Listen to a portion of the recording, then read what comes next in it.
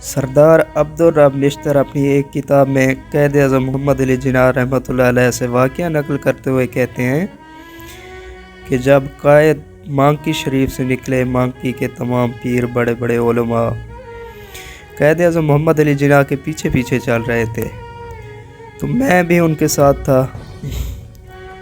जब क़ायद-ए-आज़म मोहम्मद अली जिन्नाह अपनी motor car में बैठे, कार चलने लगी तो मैं भी भाग कर उनके साथ बैठ गया। मैंने उनसे दरियाफ़्त किया कि ए क़ायद, मुझे एक चीज़ देखकर बड़ी हंसी आई। क़ायद फरमाने लगे कि क्या? तो मैंने उनसे कहा कि ये जो मांकी शरीफ के पीर हैं, हम इनकी बड़ी इज़्ज़त करते हैं, बड़ी कदर की निगाह से इनको देखते हैं, जब भी इनसे मिलने के लिए आते हैं बड़ा एहतराम करते हैं इनका।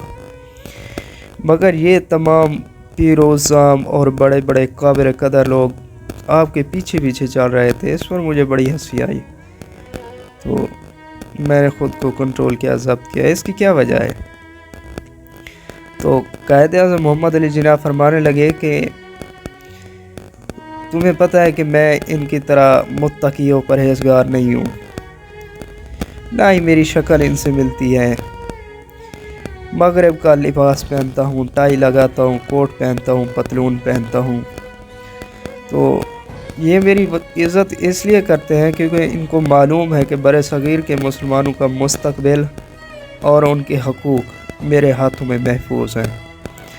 मैं इनका कभी सौदा नहीं करूँगा। इस पर शायर क्या खूब गाया है शायर ने। अलग बात है कि खामोशी खड़े रहते हैं, बड़े हमेशा बड़े ही रहते हैं।